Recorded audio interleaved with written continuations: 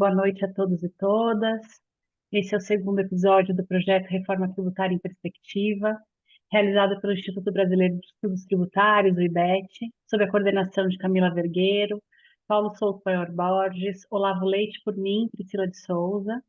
A iniciativa faz parte de uma série de atividades que buscam compreender o cenário reconfigurado pelas alterações legislativas em matéria tributária, inauguradas pela Emenda Constitucional 132 de 2023, e o Reforma em Perspectiva traz uma questão central, abordada por um profissional especialista, hoje representado aqui pelo Dr. Daniel Pacheco Ávila, seguido de um panorama do que vem sendo discutido e construído semanalmente nas reuniões do grupo de trabalho, com seminaristas de todas as 31 unidades do IBET, hoje representados pela Candice Mendonça e Tamara Pereira.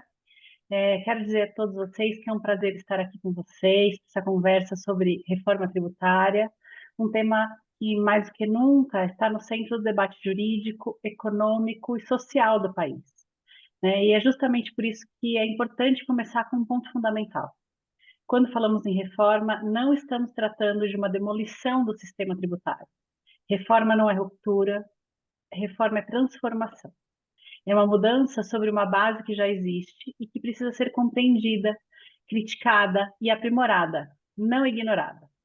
Essa visão é essencial para evitar atalhos conceituais, discursos simplificadores, muitas vezes que desconsideram a complexidade, a maturidade em que o direito tributário já já alcançou ao longo dessas últimas décadas. Estamos lidando com uma estrutura viva, que tem fundamentos, categorias e princípios consolidados. E é justamente essa base que exige atenção, responsabilidade e, acima de tudo, rigor teórico. Por isso, nossa análise aqui parte de um compromisso metodológico muito claro, o construtivismo lógico-semântico. Ou seja, não se trata apenas de dar opiniões, mas de compreender os sentidos possíveis dos textos normativos a partir da linguagem do próprio sistema jurídico, respeitando suas articulações internas, e significa ainda trabalhar com conceitos bem definidos, identificar seus limites e mapear seus efeitos. Nosso objetivo, portanto, não é impor conclusões prontas, mas oferecer caminhos seguros para que cada um, a partir de critérios consistentes, possa construir suas próprias interpretações e resultados. Em tempos de transformação, esse é o tipo de solidez de que mais precisamos.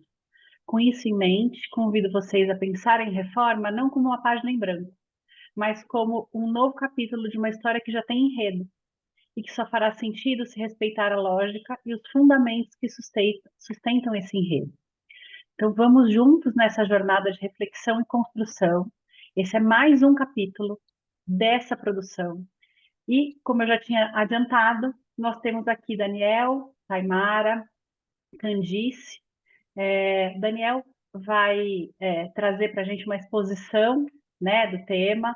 Também preparou um material aqui. Daniel, que é procurador da Fazenda, mestre em tributação, finanças públicas e desenvolvimento pela UERJ, ex-diretor do Centro de Altos Estudos da PGFN da Segunda Região, ex-representante do Ministério da Fazenda junto ao CARF, ex-assessor de ministro no Supremo Tribunal Federal, professor de cursos de pós no IBMEC, PUC-Rio, Fundação Getúlio Vargas e IBET, membro da banca do concurso de ingresso para a PGFN de 2016, e um grande entusiasta desse tema. Não fosse isso, não estaria aí se multiplicando no dia de hoje para estar aqui com a gente. O Daniel está fora de casa, em condições que ele gentilmente quis dizer não ideais, mas a gente sabe que são condições de muito esforço.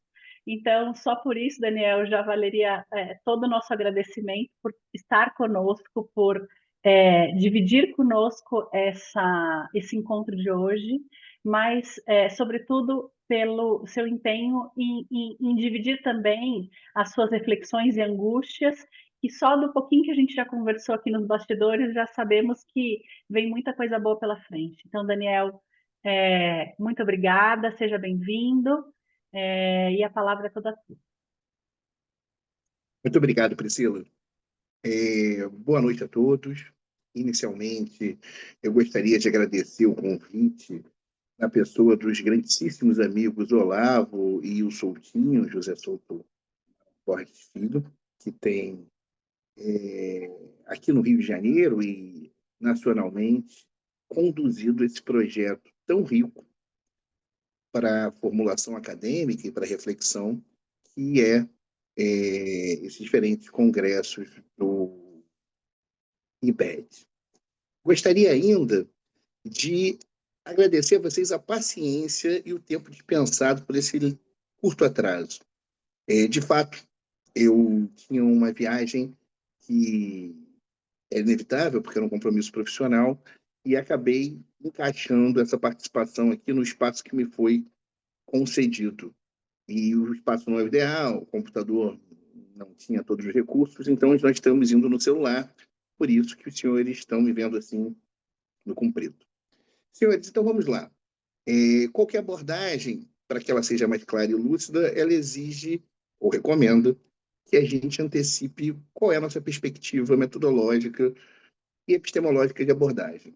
Então, trago aqui os senhores que a minha pretensão, bastante modesta, é dividir com vocês algumas considerações sobre a reforma tributária à luz do que se projetou no projeto de lei complementar, não, na verdade, não, no PLP 68, e agora já aprovado na Lei Complementar 214, ainda a título de primeiras impressões. E, para tanto, nós vamos nos circunscrever aqui nesse encontro, sobretudo na noção de sujeição passiva adotada, né, para o IBS e a CBS, e tendo como método,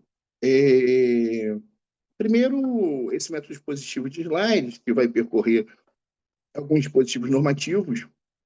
Eu não sou o maior fã de nós escrevermos sempre a lei, mas tratando-se de direito novo e bastante conceitual, nós temos aqui o nosso insumo gramático-semântico, no qual nós poderemos colher semelhanças, divergências e novos recortes dos conceitos que o legislador pretendeu atribuir às figuras do IBS e CBS. Tá? Vamos começar porque o tempo urge e a missão não é lá tão singela. Podemos ir para o próximo? E tem mais, vejam bem. Eu não tenho domínio sobre os slides. Eu devo isso ao luxuoso auxílio da doutora Priscila, que gentilmente está passando esse material mal acabado que eu formulei aqui como suporte às nossas reflexões. Então, vamos aqui retomar rapidamente a noção de sujeição passiva, né? Lembremos que a sujeição passiva vai projetar as relações intersubjetivas, né, da hipótese geral do fato gerador na incidência tributária. E aqui vai dimensionar, tratando de sujeição passiva, as figuras dos diferentes, o que poderíamos chamar de devedores. Sejam eles contribuintes, e contribuinte aqui é aquele que pratica diretamente o fato gerador, ou responsável, que é o outro que, a despeito de não praticar diretamente o fato gerador, é atribuído o dever do recolhimento do tributo e, na figura do artigo 128, tem relação não pessoal direta, mas relação com a prática do fato gerador. Recordemos aqui ainda, na perspectiva do que já foi trazido pela Priscila, que o texto da reforma, embora ambicioso e bastante inovador, não é a fonte de nascimento do nosso novo direito tributário, né? Ele vai se valer aqui de recortes já estabelecidos, sejam nas normas de competência constitucional, seja mesmo nas demais normas gerais disciplinadas no CTN e também, daremos aqui um exemplo ou dois, das interpretações já declinadas pelo STF desse texto, concretizando normas específicas ou reajustando o quadro normativo de alguns textos. Então, ele começa no seu artigo 21, o texto é bastante conceitual, né? A pretensão de fazer algo novo, sobretudo um tributo com abrangência ampla, com base ampla, exigiu reflexão sobre as palavras e trazer toda uma gramática de conceitos. Então, no seu artigo 3º, o diploma declina diferentes conceitos e nós vamos nos valer de algumas idas e vindas a esses conceitos aqui, embora foquemos mais nas normas que tratam da sujeição passiva em si. Tá? Então, a sujeição passiva inicia-se no artigo 21 do PLP. Deixa eu até resgatar o PLP aqui. Inicia uma seção, na verdade, do PLP, que se inicia pelo artigo 21, acho que é a quarta seção, mas não tenho certeza, trazendo a noção de contribuinte. E contribuinte será, tá, o fornecedor que realizar as operações. Lembremos aqui que a pretensão de instituir o IBS se valeu do deslocamento do aspecto não só temporal, mas, sobretudo, do aspecto espacial do fato gerador, do destino, e circunscreveu como fato gerador da hipótese de incidência do IBS o fornecimento ou a realização de operações com bens e serviços. Por que fornecimento? Porque se pretendeu utilizar um vocábulo que não circunscrever-se necessariamente compra e venda ou alguma outra operação já trazida no direito civil. Né? E por que operações? Por razão bastante semelhante, para se ter um recorte mais abrangente do que viria a ser compra e venda, serviços, doação. Então, ele se valeu de um recorte mais abrangente e traz os seus conceitos do que vem a ser o fornecimento ou a figura do fornecedor e do que vem a ser operações de bens e serviços. Tá?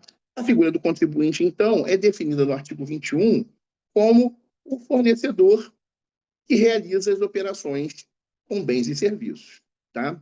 Mas essa definição, ela, por si só, não é suficiente para qualificar a atividade de contribuinte. Aqui, diferente do que ocorre no ISS e ainda no PIS/COFINS, mas a semelhança do que nós já tínhamos no ICMS, a figura de fornecedor, pela definição que é trazida no artigo 3º, exige que esse fornecimento se dê ou de maneira profissional ou com habitualidade e no desenvolvimento de atividade econômica. Vejam bem, essas três características são muito similares àquelas que já eram exigidas da figura do comerciante para efeitos de configuração de fato gerador do ICMS. Né? Então, nós já tivemos uma ampla discussão condicional sobre isso em alguns outros recortes, e isso é trazido aqui para dentro da CBS e do IBS de maneira geral, com algumas suaves distinções. A primeira, que vale a pena destacar, é que ele traz também aqui a figura da pessoa que, de forma profissional, ainda que de profissão não regulamentada, exerce ou fornece operações com bens e serviços. Porque, por si só, é só uma hipótese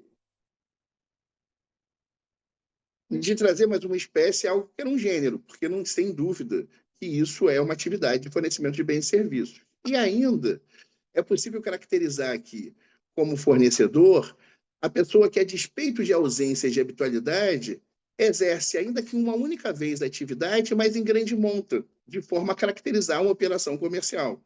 Isso, a rigor, é só a projeção de dilemas que já foram percorridos na interpretação do ICMS e que aqui foram trazidos para o fato gerador do IBS e da CBS, no intuito de evitar dissidências e maiores dúvidas.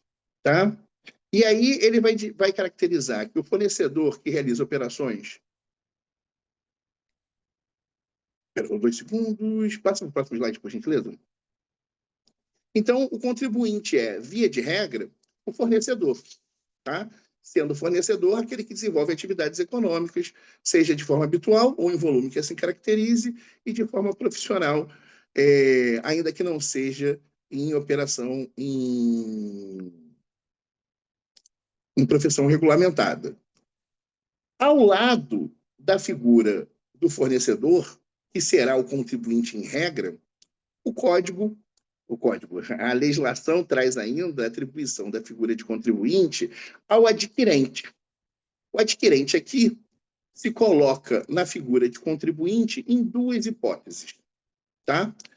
Na hipótese de adquirir um bem em leilão judicial ou ainda na hipótese de adquirir um bem em uma eventual licitação promovida pelo setor público.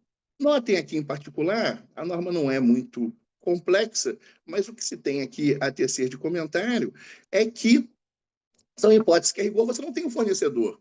Né? O Estado, no momento que realiza um leilão ou quando se adquire um bem em licitação, ele não se qualifica especificamente como um fornecedor.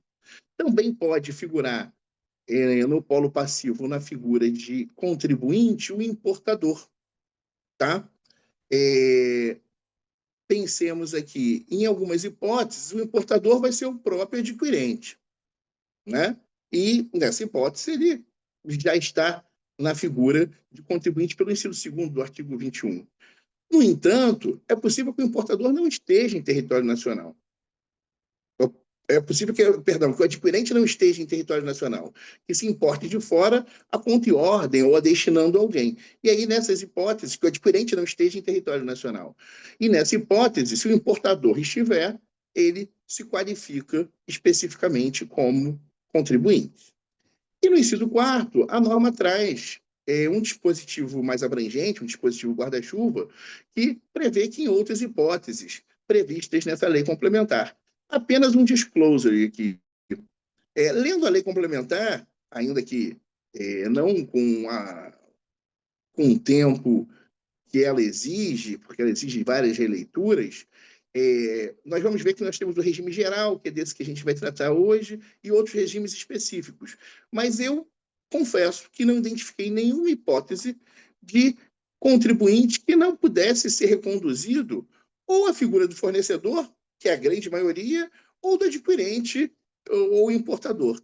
Aí, em todos os outros regimes especiais, o contribuinte é, via de regra, a figura do fornecedor, exceto quando é preciso deslocar para o adquirente. Então, essa norma talvez tenha sido um pouco tautológica, mas o que a bunda não prejudica, o legislador depositou ela aqui no intuito de criar uma cláusula geral que especifica o óbvio, que se a lei trata de hipótese de responsabilidade, ela poderá trazer outras hipóteses que configurem a figura do contribuinte. Vamos à próxima, por gentileza.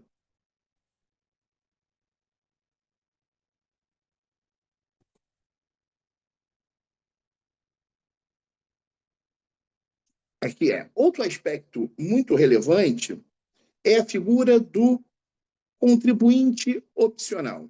E aqui nós estamos em territórios novos. Vejam, senhores, que nós não temos propriamente no direito tributário vigente até então uma figura perfeita e acabada do que vem a ser um contribuinte opcional. Claro, nós temos a possibilidade de escolher diferentes regimes tributários, licitamente, nas hipóteses que a legislação nos faculta isso, mas, por exemplo, eu posso optar por recolher de forma simplificada, na forma do simples, ou, em algumas vezes, eu posso optar pelo regime de contribuição previdenciária, seja na forma da contribuição previdenciária sobre a receita bruta, seja na forma ordinária, que é sobre o faturamento. Mas, a despeito dessas opções que nos deslocam a base de cálculo, a forma de recolhimento, a figura pura e simples de optar por ser contribuinte ou não, me parece um território desbravado. E a primeira pergunta, confesso, que me ocorre mas por qual razão alguém optaria por ser contribuinte? Isso não faz lá muito sentido na nossa mente, né? Sobretudo se a gente assume a premissa de que pagar tributo não é um exercício cívico ao qual as pessoas façam em ampla comemoração. No entanto, vejam bem, o IBS e o CBS reconhecem uma ampla não cumulatividade. E aqui essa figura de se autodeclarar e optar por ser contribuinte vem justamente supondo em que, em algumas situações, será vantajoso se qualificar na qualidade de contribuinte e, então, poder se creditar de todos esses créditos, porque o não contribuinte, certamente, de nada se acredita. Então, é daí que vem essa figura de contribuinte opcional, né? Você poder se qualificar como contribuinte de maneira optativa. Outra consideração aqui, que precisa ser feita antes que a gente percorra as hipóteses de maneira mais rápida, para dar dinamismo, é a seguinte, essa é mais relevante. Notem, os senhores, o seguinte, a rigor, quando nós falamos de um contribuinte opcional, é preciso que a gente entenda que, então, em algum lugar mora uma opção de não ser contribuinte a esses sujeitos que estão previstos no artigo 26.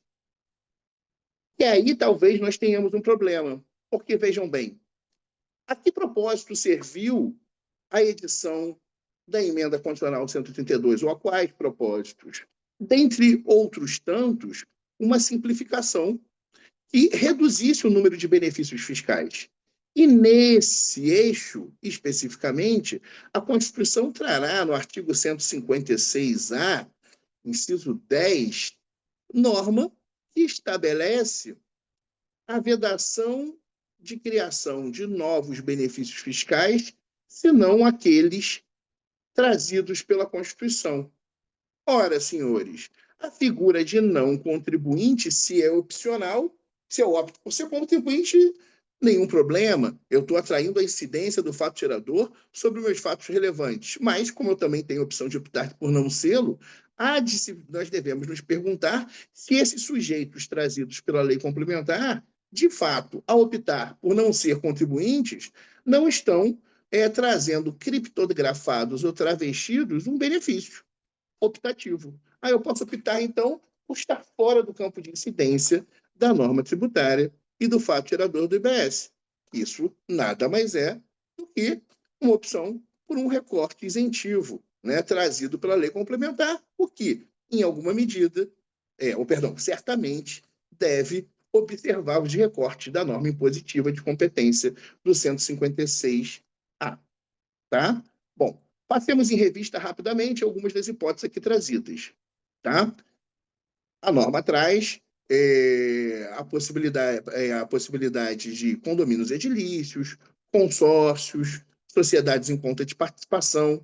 Estas três são sociedades transparentes e já estavam previstas no próprio texto da emenda condicional como hipóteses de não incidência, né, de não contribuintes. Então, aqui não há qualquer arrepio à norma prevista na Constituição, porque lá já estava declinada essa possibilidade. O legislador, ao editar a lei complementar, nada fez além de repetir algo que o legislador constituinte já havia estabelecido como possibilidade de benefício. Tá? No entanto, a coisa já não é a mesma quando nós falamos do inciso 4º em diante. Na verdade, o produtor rural também está lá, o transportador de carga, de que trata o artigo 69 da Constituição, salvo engano, também. Mas, por exemplo, o nanoempreendedor lá não está. Vamos primeiro nos adaptar à figura. Nanoempreendedor é uma novidade, né? Até aqui tínhamos micro, é metade do valor estabelecido para o MEI. É uma figura nova que surge agora no nosso direito.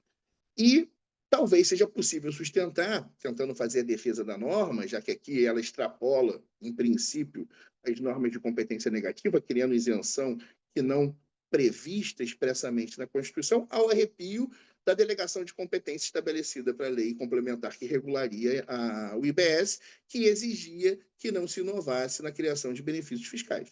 Então, o legislador constituinte derivado aqui não delegou ao legislador ordinário complementar a possibilidade de inovar em benefícios, mas apenas regulamentá-los. Tá? E, nesse contexto, o nanoempreendedor lá não está. Mas há um tratamento favorecido às micro e pequenas empresas.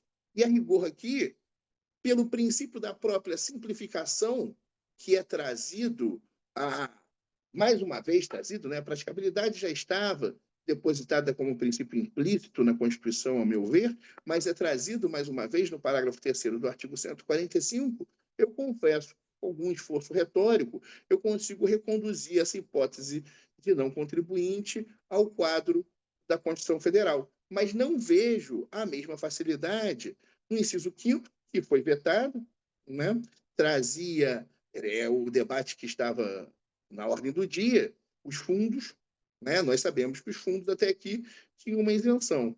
Como eles não conseguiram emplacar isso na norma condicional, eles emplacaram no texto da lei complementar. Só que qual é o problema aqui? O problema é que essa isenção inova do ponto de vista da competência constitucional. Coisa semelhante ocorre ainda, ocorria nos incisos 5º, 8º, 9º e 10º. O 5º e o 10º foram vetados, tá?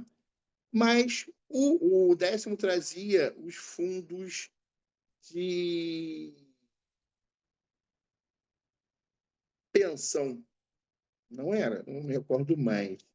Mas, bem, o 7º e o 8º, eles... Não, o 8º e o 9º, perdão, eles trazem hipóteses de estender a qualidade de não contribuinte, primeiro, a entidades ou unidades de natureza econômico-contábil sem fins lucrativos, que prestam serviços a planos de saúde, sob a modalidade de autogestão. Estamos falando aqui de plano de saúde de autogestão. E o 9º, de entidades de previdência complementar fechada, constituídas de acordo com a Lei 109. Lei Complementar 109. Nenhuma dessas hipóteses, a rigor, elas estão compatíveis com a delegação de competência constitucional, a meu ver. E mais, podemos avançar um pouco mais?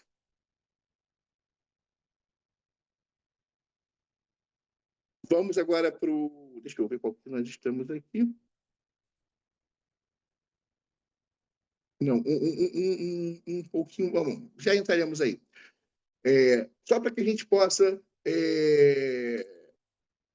a verificar isso com outros fundamentos, lembremos, por exemplo, que, no que diz respeito aos fundos de saúde, tá? O STF já julgou, quando julgou o tema 581 da repercussão geral, acho que o recurso extraordinário foi 651/703, que saúde é objeto de incidência do ISS. Então, é um serviço. É difícil a gente dizer que a norma não cria uma isenção.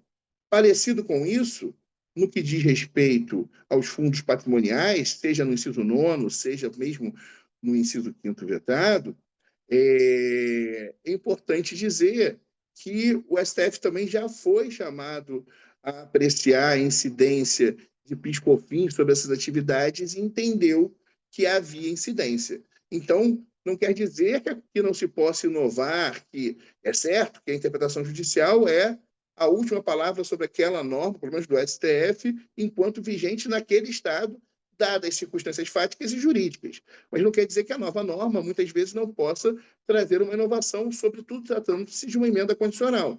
No entanto, aqui, o recorte da competência impositiva não permite tal inovação.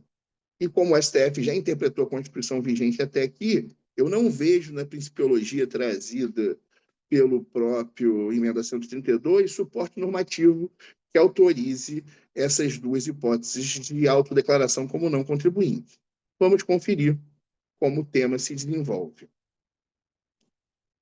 Pois bem, indo adiante, porque o tempo avança e é preciso que a gente também traga um aspecto para debate,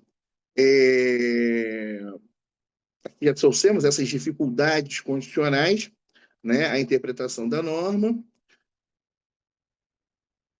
Tratemos rapidamente da noção de responsabilidade.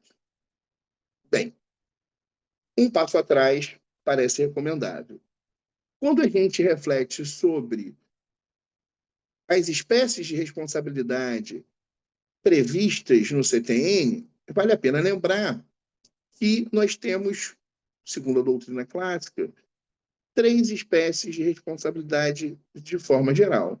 Nós temos uma responsabilidade que é por substituição, que é justamente aquela em que a lei retira do contribuinte a responsabilidade pelo pagamento do tributo e a desloca ab initio para um terceiro, com ele tendo correlação, e daí desdobram-se a responsabilidade de substituição tributária para frente, a substituição para trás, toda a discussão em torno do artigo 150, parágrafo 6º, e daí outras questões que nós já sabemos de cor. Nós temos ainda a hipótese de responsabilidade por transferência.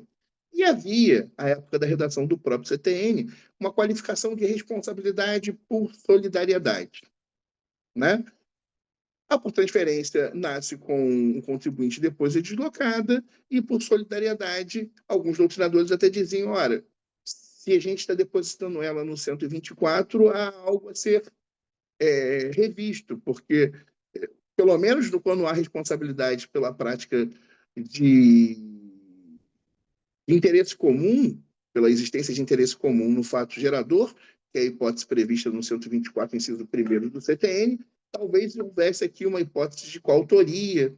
Essa é uma reflexão que já percorreu a doutrina. Pois bem, aqui, quando a gente percorre as normas de sujeção passiva no que diz respeito à responsabilidade do IBS-CBS no regime geral, a gente vê que o legislador fez uma opção clara pela atribuição de um regime solidário em todas as hipóteses. Tá? Eu vou destacar aqui com vocês a solidariedade em geral, prevista no artigo 24, e uma espécie específica que também está aqui nas normas gerais, que é a hipótese das plataformas digitais. A intenção é só que a gente entenda os recortes dessa sujeição passiva. Tá? Mas eu vou ser um pouco mais ágil no perpassar dos slides, para que a gente não gaste tanto tempo com os atos normativos. Pois bem, o artigo 22, por exemplo, exatamente, ele vai trazer a hipótese de responsabilidade nas plataformas digitais. Isso foi uma preocupação específica do legislador, porque essa tributação 4G ela é muito nova e é um problema específico, né? Hoje, boa parte da economia é atividades intangíveis, o que nos coloca... vou precisar aqui desbloquear o celular, um instante, o que nos coloca no campo dessa economia 4.0. Bem, o texto estabelece uma responsabilidade das plataformas, via de regra, ab initio, solidária, tá? Seja com o fornecedor, quando esse reside no país, tá? Quando é um contribuinte, ainda que não inscrito no artigo 21 dessa lei complementar, ou seja, quando ele estiver inovando, mas seja o contribuinte, ou quando ele não registre a operação em documento fiscal eletrônico. Então, caso a plataforma não registre a operação em documento fiscal eletrônico, caso o contribuinte não registre a, perdão, a,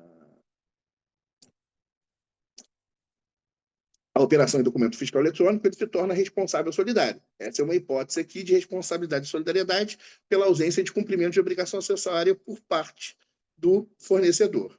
E, ao lado disso, também desloca e atribui a responsabilidade solidária para a plataforma ab initio ao adquirente, pensando aqui no caso mais comum, que é quando esse adquirente está em substituição do fornecedor e o residente ou domiciliado está no exterior.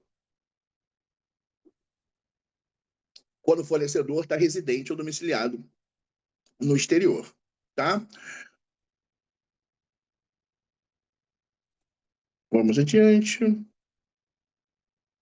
O texto traz especificamente, se preocupa com conceitos de plataforma digital, tá? Botando qualquer atividade que atua como intermediária de fornecedores ou adquirentes nas operações de importações trazidas de forma não presencial ou meios eletrônicos, e controla quaisquer um desses elementos essenciais. Cobrança, pagamento, definição dos termos ou entrega. Então, faz uma definição bastante abrangente. É um abrangente que se preocupa também em trazer alguns casos de interesse público que talvez se qualificassem como plataforma digital ou pudesse trazer um campo de dúvida, mas que não são, pela opção do legislador. São eles.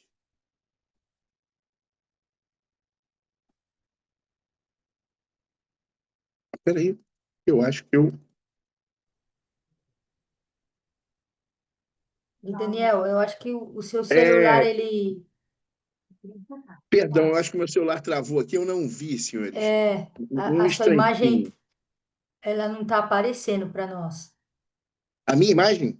É, Deve ser só você puxar para o lado, para ficar em outra telinha, dentro do Ah, próprio Zoom. que bom. Voltei. É, ainda não. ainda não. Espera aí, deixa eu ver se ele caiu aqui e me tirou da tela.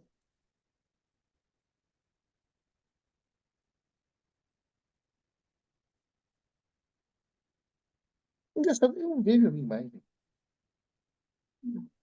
No geral, provavelmente tocou o telefone, aconteceu alguma coisa. Agora voltou. Agora Voltou. sim, fez-se a luz agora. Perdão, perdão, senhores, perdão, perdão.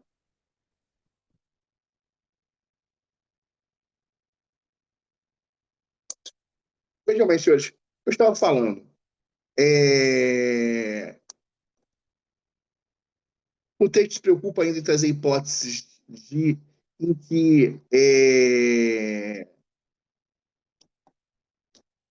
que não se qualificam as atividades como plataformas digitais, tá? Nesse contexto, confesso aos senhores que o apressar das horas, fazendo aqui esses slides que eu fiz no meio do congresso contencioso nosso aqui da PGFN, eu fiz um recorte equivocado no congresso, no slide, tá? Então, as hipóteses em que o legislador a rigor opta por dizer que não são de plataformas digitais são serviços de acesso à internet, serviços de pagamento prestados por instituições autorizadas a funcionar pelo Banco Central, publicidade ou atividade de busca de fornecedores, como a atividade do Google. Criaria-se um conceito de fato é, limítrofe, sobretudo o fornecimento à internet e os serviços de pagamento prestados por instituições autorizadas, bancos, por exemplo, autorizados a funcionar pelo Banco Central. E, nesse contexto, foi importante retirar essas atividades de plataformas digitais, por uma questão de melhor organização e evitar confusões. Tá? Tentando ir adiante mais rápido, porque o nosso tempo praticamente já está esgotado, o legislador opta, no artigo 24, aí tem algumas normas específicas, tá? Que vão tratar das plataformas digitais, excluir a responsabilidade das plataformas digitais. Então, em princípio, elas se qualificam como responsáveis solidárias, só que, no entanto, se elas cumprirem as obrigações declinadas no artigo 5º, 6º ou 7º, elas podem afastar essa responsabilidade. Quais são essas obrigações? De apresentar ao comitê gestor, na forma do regulamento, as informações, as obrigações acessórias, as informações sobre operações e importações com bens e serviços, tá? Inclusive identificando qual foi o fornecedor, e a do parágrafo 6º, na hipótese em que o processo de pagamento da operação ou da importação seja iniciado pela plataforma digital, ela deverá apresentar as informações para a segregação dos valores do IBS, do CBS, devidos pelo fornecedor na liquidação financeira da operação, o que se chama de split payment, quando já estiver disponível. Então, se ela cumprir os deveres acessórios, as obrigações instrumentais do split payment e as trouxer informações de quem foi o fornecedor e adquirente, ela sai desse feixe de responsabilidade solidária. Vejam bem que nesse contexto, é possível que a gente diga o seguinte, que eu vou falar a mesma coisa sobre todas as hipóteses de responsabilidade solidária, tá? Que a responsabilidade solidária só incide no contexto das normas trazidas pela Lei Complementar 214, quando há, por um desses atores, a infração de algum dever de cuidado, de alguma obrigação acessória, de algum dever instrumental ou cooperação que seja necessária para o recolhimento e apuração do IBS e da CBS. Pode parecer diverso pela técnica legislativa das plataformas digitais, porque ele começa dizendo que elas são solidariamente responsáveis, mas, uma vez cumpridas as obrigações acessórias, elas têm uma salvaguarda para excluir essa responsabilidade solidária. E, nesse contexto, passo, então, para as hipóteses de solidariedade mesmo, as outras, declinadas lá no artigo 24. Então, diz o artigo 24, sem prejuízo das demais hipóteses de responsabilidades previstas no CTN, na legislação civil, são solidariamente responsáveis pelo IBS e CBS a pessoa ou entidade sem personalidade jurídica que a qualquer título adquire, importa, recebe, dá entrada ou saída, ou mantém em depósito ou toma serviço, não acobertados por documento fiscal idôneo. Ora, então, você participou da operação de fornecimento sem o devido lastro no documento fiscal. Você se torna responsável solidário. Transportador, inclusive empresa de transporte, também desacobertado pelo documento fiscal. Tá? Ou quando efetuar a entrega de bem em local distinto daquele indicado no documento, ou seja, ele está, de fato, mais uma vez, não coberto pelo documento fiscal. O leiloeiro, né, pelo IBS e CBS, que na operação não foi realizada. E aqui a gente traz algumas hipóteses que, a rigor, também já estava prevista, já está prevista no próprio CTN, tá? No 134 e depois no 135.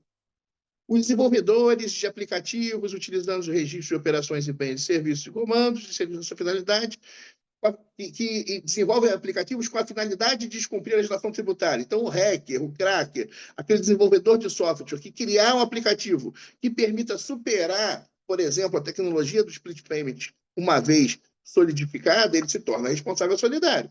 Ele está atuando para evitar o dever de cumprimento do pagamento de tributo.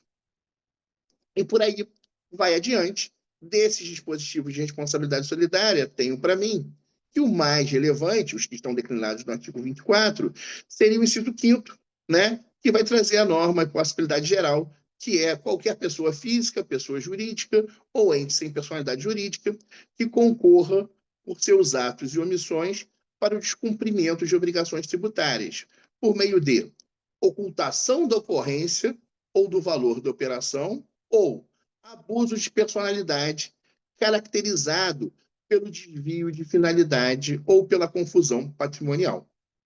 Norma que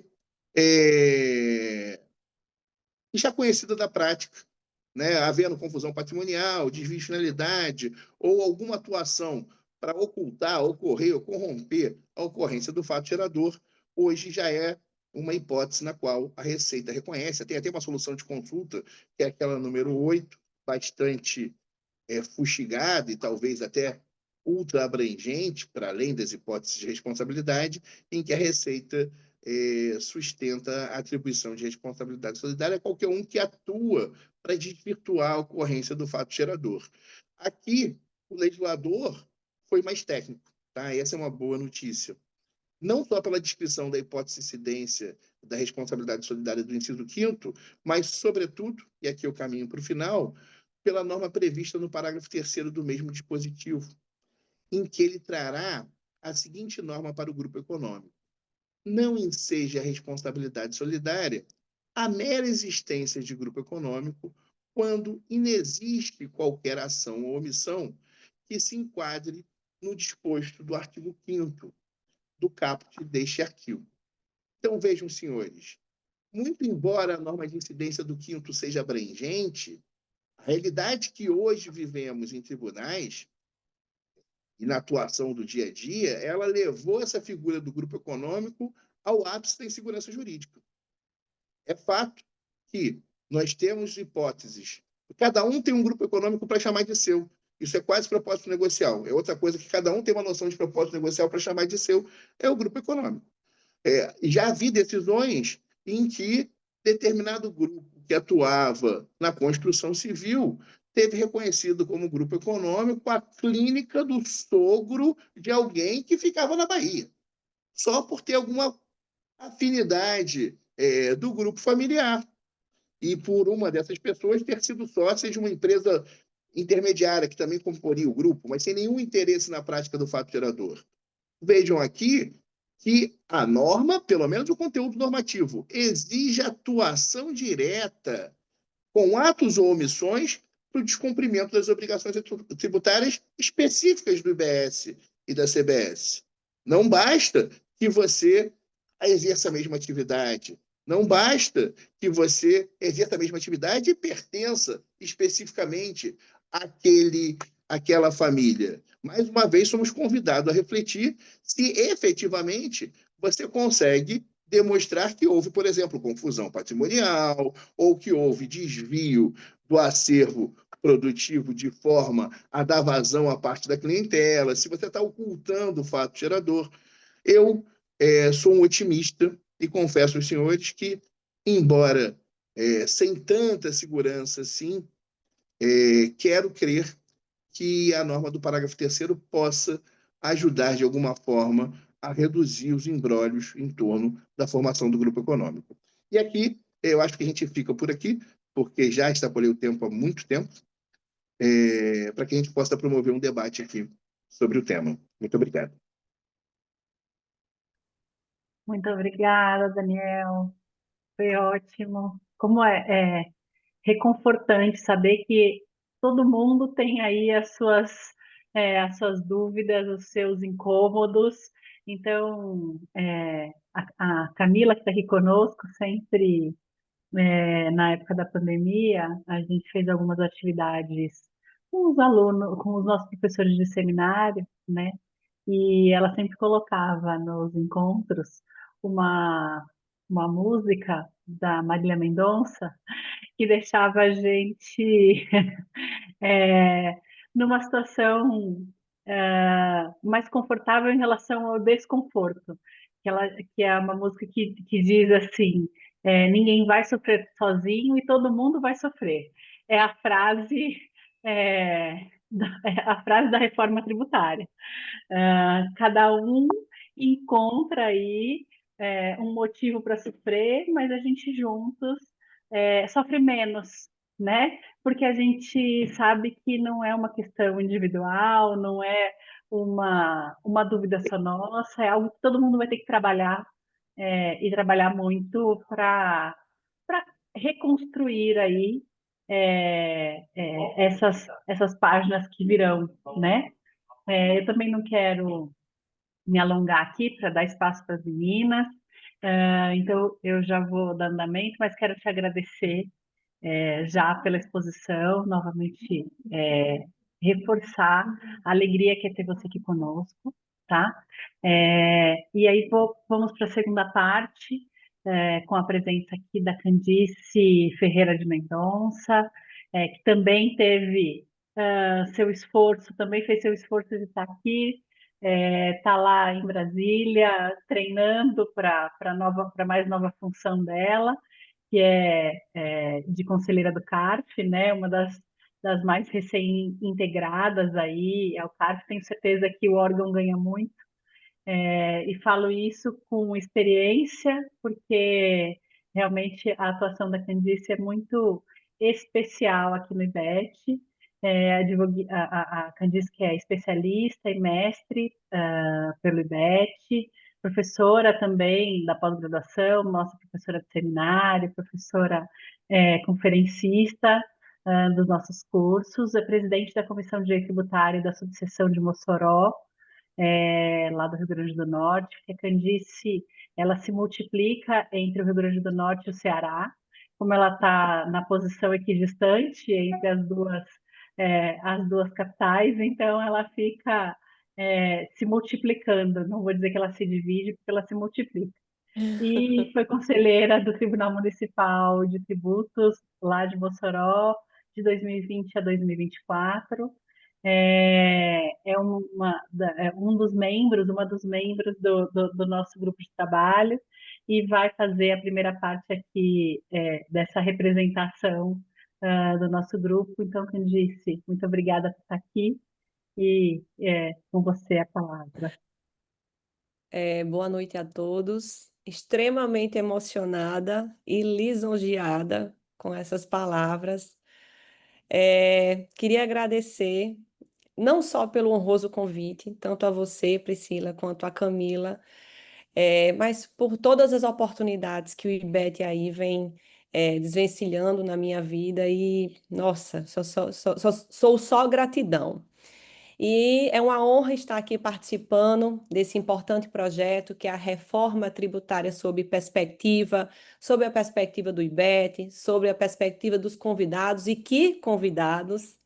É uma alegria realmente estar aqui compartilhando reflexões com colegas tão engajados em compreender os impactos e os desafios que essa reforma tributária está aí trazendo para todos nós.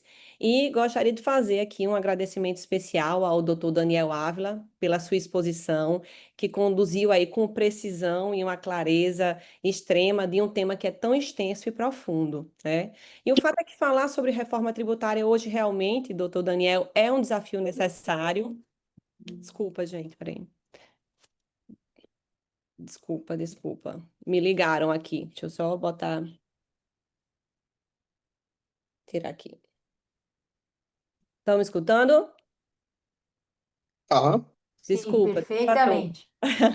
Então, falar sobre reforma tributária é realmente um desafio necessário. O nosso texto constitucional no âmbito tributário foi profundamente alterado e nós, como operadores do direito, nós temos esse dever de compreender e interpretar essas novas normas que foram introduzidas.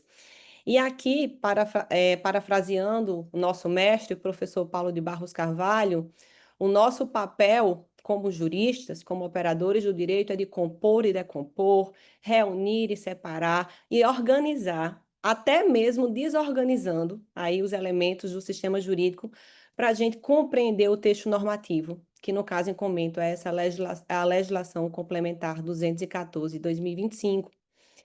E esse tem sido o propósito do nosso grupo de estudo, doutor Daniel, e a todos que aqui estão nos assistindo.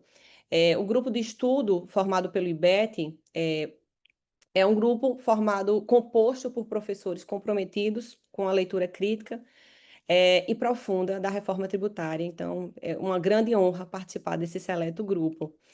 E doutor Daniel foi lendo, interpretando e tentando compreender que ontem o nosso grupo ele analisou o critério da sujeição passiva. E para além de tudo que você trouxe, né, já de uma forma bem sintetizada, nós iniciamos com uma reflexão. Então, será que a Lei Complementar 214 de 2025, que trata de IBS e CBS, transformou o conceito do sujeito passivo? E me conforta ver um jurista como você trazer aqui a sua visão, sempre se reportando ao texto constitucional, sempre se reportando ao Código Tributário Nacional, que é algo muito forte da nossa escola, né? O professor Paulo de Barros, ele nos ensina a essa necessidade de retomar as normas gerais em matéria tributária. Então, quando a gente foi fazer essa reflexão, até que ponto houve ou não a transformação do conceito do sujeito passivo, a professora Camila Vergueira trouxe uma inquietação muito relevante, que é, pode a lei complementar, que trata de IBS e CBS, ampliar ou modificar o conceito de sujeito passivo, que já está consolidado lá no Código Tributário Nacional? Então, essa aqui eu estou compartilhando com vocês uma das várias inquietações que o nosso grupo vem levantando e estudando aí a reforma tributária. E uma das maiores inquietações do nosso grupo, doutor Daniel, foi a questão da responsabilidade. Como você bem disse, o artigo 22, que trata aí da responsabilidade das plataformas digitais, realmente é um artigo inovador, né? Ele atribui aí às plataformas a responsabilidade solidária pelo pagamento do IBS e CBS nas operações que são realizadas por seu intermédio, e eu acredito que, diante do cenário atual que a gente se encontra, se faz necessário. Esse dispositivo realmente é absolutamente necessário. O que acontece é que, no regime atual, as plataformas elas não possuem um tratamento unificado, há várias lacunas e conflitos entre ISS e ICMS, tem muito mais definições jurisprudenciais do que legais e uma ausência de regra clara quando a gente está falando aí da questão dos marketplaces. Então, nesse contexto, realmente, se a gente olhar a responsabilidade sobre esse contexto, O repasse que a plataforma recebe dos compradores confere a ela uma posição que justifica essa retenção, recolher o tributo, né, como a figura do responsável tributário. Mas, como você disse, o nosso Código Tributário traz várias figuras de responsabilidade tributária. E o que a gente precisa entender, e essa foi uma grande reflexão levantada por um dos nossos professores, o professor Henrique Melo, é que essa responsabilidade, a maioria das responsabilidades que são impostas aí no artigo 22, é uma responsabilidade que ela traz um encargo e não se limita ao tributo em si. Então, quando a gente olha para essa responsabilidade, a gente, de novo, tem o dever de voltar ao CTN e examinar aí não só o conceito de sujeito passivo, a gente tem que ir na obrigação principal, a gente tem que ir na obrigação acessória. Então, quando a gente, por exemplo, quando a gente traz o artigo 22, a linha, inciso 2, a linha C, o dever formal que o fornecedor, se o fornecedor, o contribuinte, ele não cumpriu o dever formal de emitir a nota fiscal, a plataforma será responsável de forma solidária. Então, aí a gente vê que desaparece a relação que instituiria e nasce um vínculo sancionatório, portador de uma penalidade pecuniária. Então, será que nessas hipóteses de cobrança de crédito tributário, abrangendo jurimultas, a gente vê nascer um sujeito aí, uma responsabilidade de um sujeito que não concorreu com a infração? Então, essa foi outra reflexão que a gente fez no grupo, né? Existe um amparo legal para isso? O professor Paulo entende que não. Então, assim, de uma forma muito sucinta, também temos a exposição da professora Taimara. Uma das maiores preocupações que o nosso grupo de estudo tem, professor Daniel, doutor Daniel, é justamente analisar a sujeição na reforma, e não só a sujeição, porque nós vamos aí estudar todos os dispositivos da legislação complementar 214/2025, mas a gente não pode tratar essa legislação de forma isolada. E é justamente nesse ponto que o construtivismo lógico-semântico, que antes de tudo é um instrumento, nos oferece essa lente adequada. Então, nós temos aqui o zelo de interpretar o direito como um sistema formado por normas interrelacionadas, dispostas hierarquicamente e orientadas sobre um princípio unificador. Então, eis o objetivo do nosso grupo de estudo. Eu acredito que posso falar também que é o objetivo da reforma tributária, desse projeto sobre a perspectiva, reforma tributária sobre a perspectiva, e nesse momento que estamos vivendo, a reforma tributária em movimento, mais do que nunca, é tempo de estudar, debater e, como diz o próprio nome do nosso projeto, enxergar a reforma tributária sobre múltiplas perspectivas, mas normativamente consolidadas. Então, essa é a minha fala. Fiquei muito feliz em ouvi-lo, em vê-lo retornar aos princípios constitucionais e ver assim que as nossas reflexões também estão sendo aí vistas por outros olhos e tendo sempre o direito como um sistema sob um princípio unificador. Obrigada a todos. Obrigada, Candice. Você é uma grande representante do IBET e, como tal, gosta de trazer nas suas falas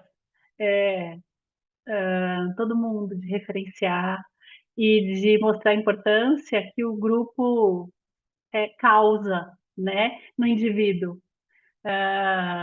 A tua participação está mais que justificada. Se não estava, se não estava claro para alguém, agora está.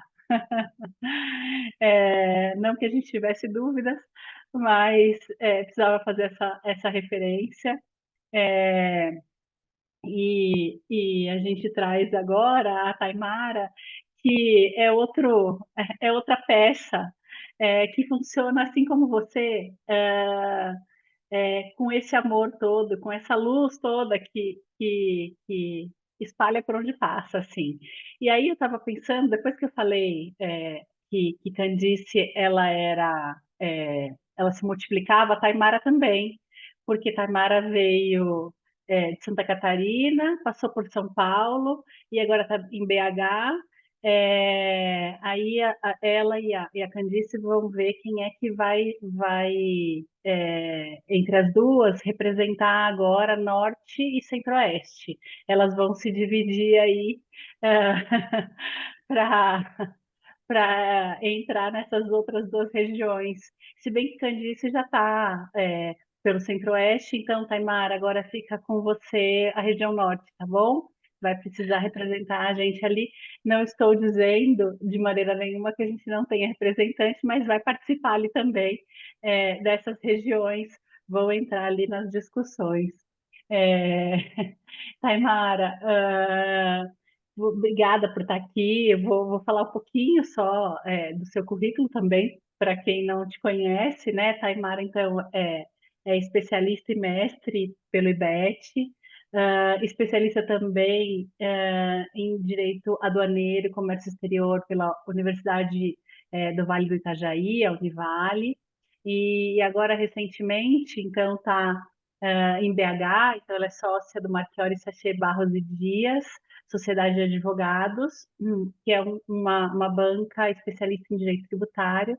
Ela é nossa professora de pós-graduação do IBET, né? E membro também, uma das entusiastas dessa discussão da reforma tributária. Foi uma das pessoas que, enquanto eu e Camila estávamos nos bastidores pensando no grupo de trabalho, Taimara já estava, vamos falar, vamos discutir, vamos nos reunir, é o momento, vamos, quero participar disso. Então, é uma das grandes entusiastas desse grupo e não podia estar de fora e precisava trazer todo esse entusiasmo e todo esse amor para essas primeiras edições, para contagiar todo mundo. Então, obrigada por todo esse empenho, obrigada por toda essa energia, e eu te passo a palavra aqui também para não me estender mais. Obrigada, professora Priscila. Eu que agradeço, sou muito feliz, eu gosto muito do IBET, desde 2014, na verdade, que eu ingressei na especialização. Então, é uma honra fazer parte desse seleto grupo, né, tanto de pessoas tão qualificadas. Eu agradeço também pelo convite de participar do grupo de trabalho, seu e da professora Camila. Estou muito feliz e realizada por participar do grupo de trabalho da reforma tributária. Eu acho que é muito bom e a gente desenvolve muito. São pessoas extremamente qualificadas que estão participando desse grupo de trabalho. São professores seminaristas que realmente se dedicam e a gente está vendo uma grande repercussão em relação ao grupo de trabalho, os debates que a gente está tendo. A própria professora Camila sempre destaca nas nossas reuniões que a gente está ali construindo, né, novas ideias, novas interpretações, e que seremos os próximos doutrinadores, né, em relação especialmente à reforma tributária. Agradeço também o Olavo e o professor Paulo, que estão junto com a professora Camila e com a professora Priscila, que estão coordenando o projeto das lives, né, Reforma Tributária sob Perspectiva. É um projeto muito legal e que tem um futuro brilhante também. E o professor Daniel Ávila compareceu hoje na nossa live, nós ficamos muito felizes com o seu empenho também por estar já na atividade. E a professora Candice também, que conseguiu participar, que parabenizo também aqui publicamente em relação à sua ao CARF, né, ao ser chamada para ser conselheira, foi muito legal, uma atividade muito importante. E, professora, né, ao público em geral, nós trabalhamos na nossa grupo de trabalho e foi um tema muito relevante sobre a questão do local da operação, que se define como critério espacial, né? O professor, a gente ficou de fazer esse debate também sobre esse tema, e foi um tema muito interessante e ele está hoje discriminado, né, contemplado na Constituição Federal. Foi um ponto da alteração também da tributação do consumo sobre a reforma em relação à reforma tributária. O artigo 156A, parágrafo 5º, inciso 4º, ele traz exatamente que a lei complementar ela vai definir o local da operação. Então, a lei complementar, que trouxe diversas alterações em relação à reforma, seu artigo 11, ela define, né, o que é o local da operação. E esse artigo 11, é bom que já deixar claro que ele não é um artigo que ele define só o local da operação. Ele tem uma grande relevância porque ele, além de definir, né, o critério espacial, ele também determina ao mesmo tempo o local do destino dos bens e serviços, que considera o princípio do destino, ou seja, né, todo o tributo ele vai ser devido no local de destino, ou seja, o consumo vai ser o consumo efetivo daquela operação. E um dos pontos que a gente vem sendo tratado na reforma é que o objetivo dessa alteração da inclusão do princípio do destino foi que o objetivo era tributar o consumo e não o local da produção, tá? Taimara, Oi, professora. deixa eu te pedir uma coisa. O seu Claro. som tá um pouquinho baixo demais. Eu não sei se tá com mau contato no. Tá, vê se tá melhor, professora, agora. Perfeito. Desculpa te interromper, Não, mas é que claro, com certeza, não tem tá, problema. Obrigada, melhorou um professora. pouco. Ai, que Melhorou, bom. melhorou. Tá. O outro ponto também que ele faz tem reflexo é na alíquota aplicável, o próprio artigo 15 da Lei Complementar 214, quando ele vai falar que a alíquota é o somatório da alíquota dos estados e dos municípios, né?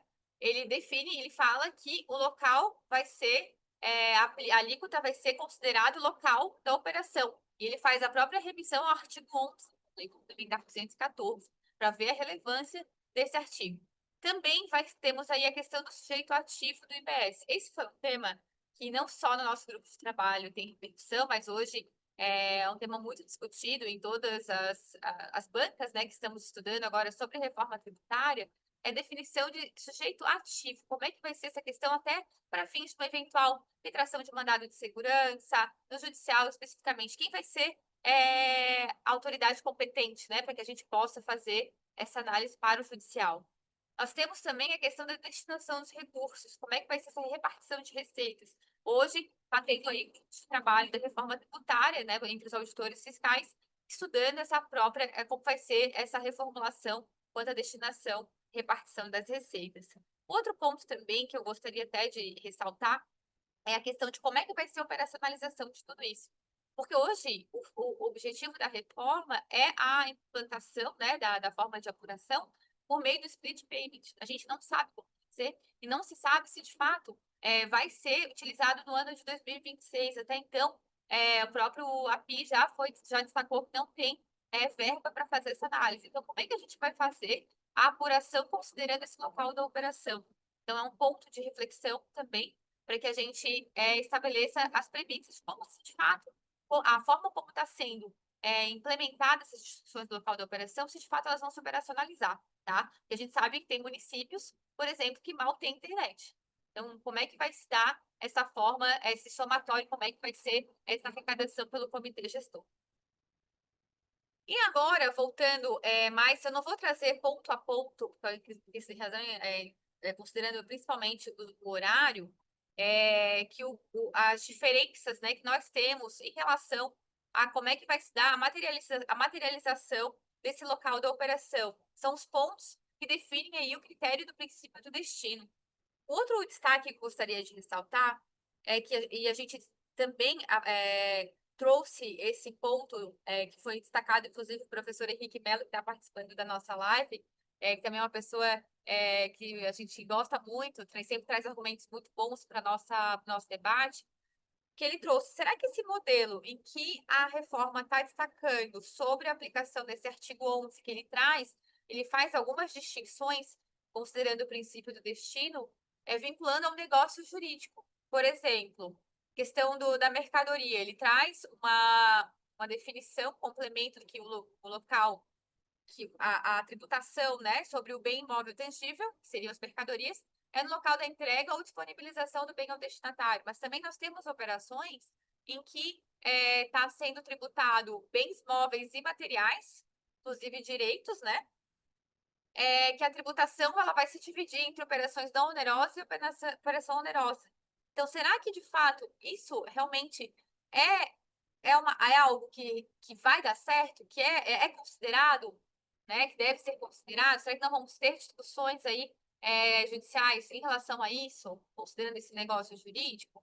Então, são pontos de reflexão que vale a pena destacar. Um outro ponto também que eu gostaria de ressaltar, que vale a pena a reflexão, é que será que a gente tem diversas regras matrizes diferentes considerando esse critério espacial?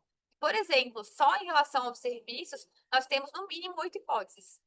Então, que vale também a reflexão. Um outro ponto de destaque é, será que o local da operação, ele se confunde com o local de destino? No nosso grupo de trabalho, a gente entendeu que não, que ele não se confunde, que ele tem premissas diferentes.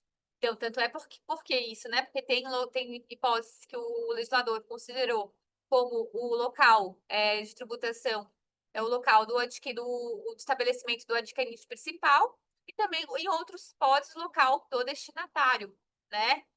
Então, o destinatário e o adquirente podem ser pessoas diferentes. Eu posso comprar mercadoria e mandar entregar num local diferente, uma destinação diferente, né? Inclusive, a gente tem isso em diversas hipóteses, por exemplo, vem da ordem.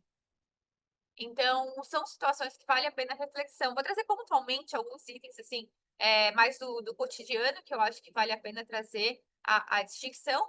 Por exemplo, a questão que eu já trouxe, bem imóvel material, mercadorias. A tributação é o local de entrega ou disponibilização do bem ao destinatário. Já é assim hoje para o ICMS, né? Desculpa, só que para o ICMS, na verdade, considerando de fato gerador, que o ICMS, ele é no origem, né? E aí, quando é de FAO, aí tem a repartição.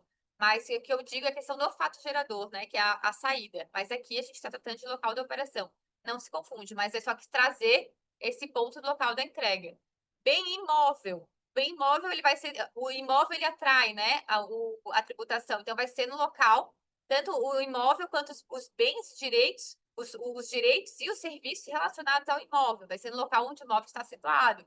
Sobre bens imóveis e materiais, inclusive direitos. Aí vai depender se a operação é onerosa ou não onerosa. Não onerosa é no local do domicílio do destinatário. Onerosa é do estabelecimento principal do adquirente.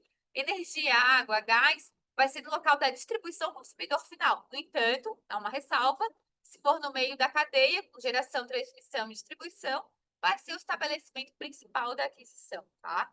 Aí nós temos, como eu já havia destacado, são aproximadamente 8 hipóteses em relação aos serviços. Temos os serviços prestados fisicamente sobre pessoa física, exemplo, né? A atividade, a manicure que a gente vai, seria o local da prestação. Serviços de congresso, planejamento, local onde vai acontecer o evento. Serviços prestados sobre bens móveis materiais, vai ser o local da prestação. Serviços de transporte de passageiros, aí vai ser o início do transporte, até porque a gente não sabe onde vai ser o local aí de destino desse passageiro. O serviço de transporte de carga, aí tem ponto, vai ser onde é disponibilizado esse bem ao destinatário.